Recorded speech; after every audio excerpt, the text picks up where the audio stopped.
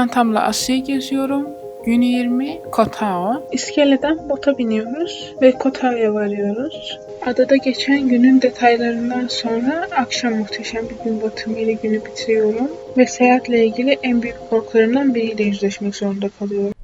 Geçtiğimiz bölümde ise Ayutthaya'dan Bangkok'a, oradan Doha'ya yine bir tren yolculuğu yapıp ardından otobüsle bu iskeleye gelmiştik. Bilet alma ve yolculuk detaylarını paylaşmıştım. Şimdi bota bindik.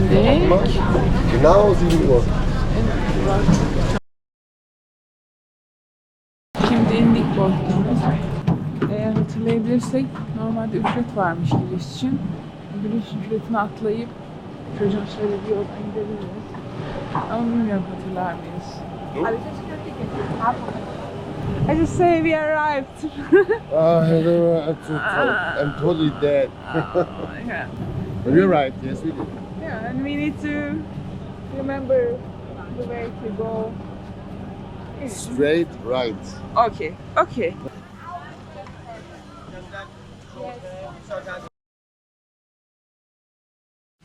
Zor oldu ama Atlı'da geldim. Burası yatağım. Burası dışarısı sahne. Burada bir oda canım. Buraya da şarkı koyuyorum. Günaydın.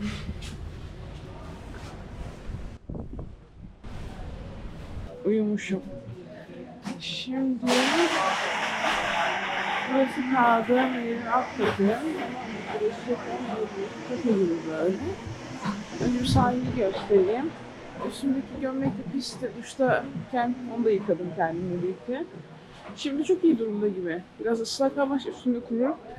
Ve böyle bir 8 dakika falan yürüme mesafesinde bir yere gideceğim yemek yemek için. Ya bu şu an için plan, sonra da yedim üzerim.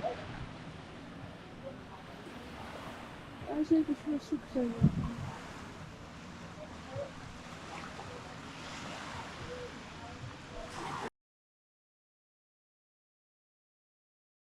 Limano tekneye geldiğimiz yere aslında biraz uzak. Motorla çok uzak değil de yürüyerek biraz uzak.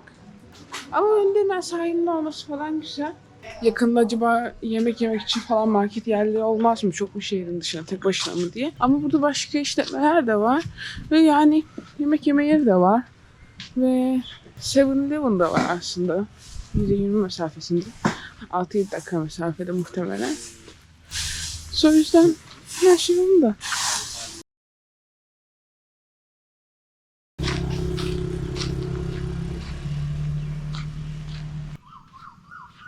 Bak şu şey sanki şeyden çıkmış gibi. Kokonatın çekirdeğinden çıkmış gibi. Oradaki de öyle.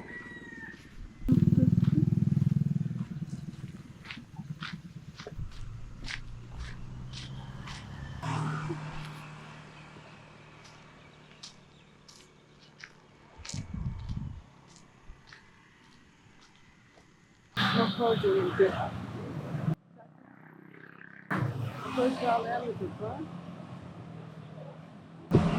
Ben çok kalmak istemediğim için biraz ücretinden dolayı da kiralamadım motor.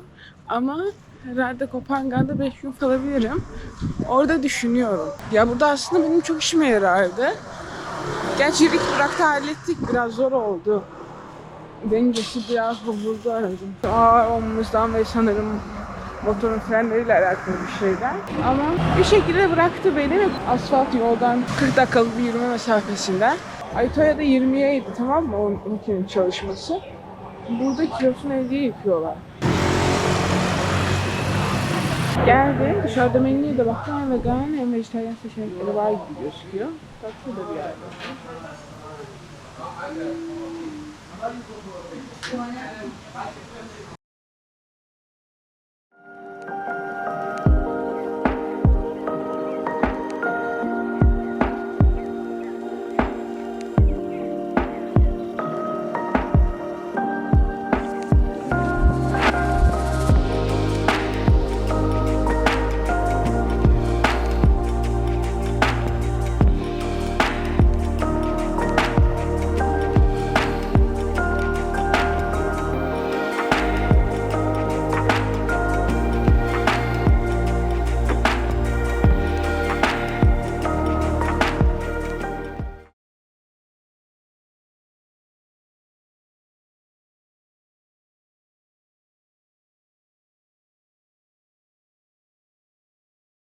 Mikrofonla ilgili bir sorun yaşadığım için ses kalitesi kötü, kusura bakmayın lütfen.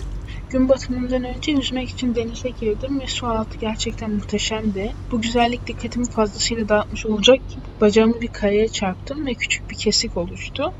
Ardından buradaki bir sağlık merkezine gittim ve bana batikon verdiler. Odadayım şimdi. İşte şey yaptım. Antiseptik sıktım. Onu beni ilgilenirken gördü 2 kişi.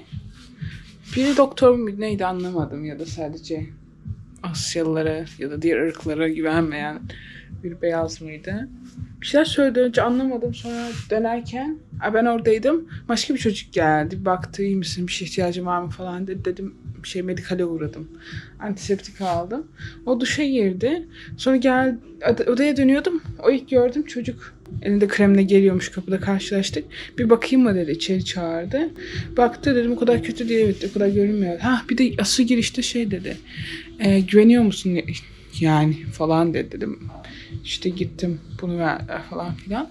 Ondaki antibiyotik kremmiş. Güveniyor muydun yani, işin ehli gibi duruyor muydu falan dedi.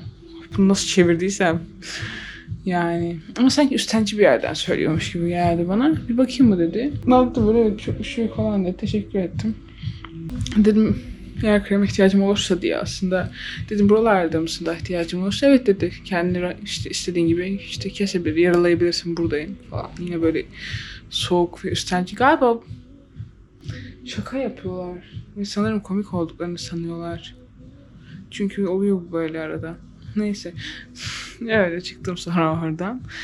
Sonra diğer çocuk geldi, o duşa giren.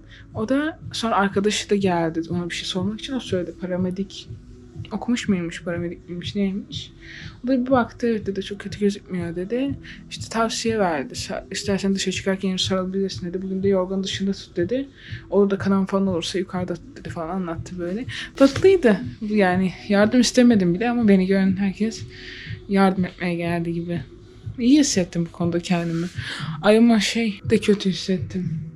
O medikal yerdeydim. O medikal yerde işte bir tane çocuk getirdi. 2 tane kadın.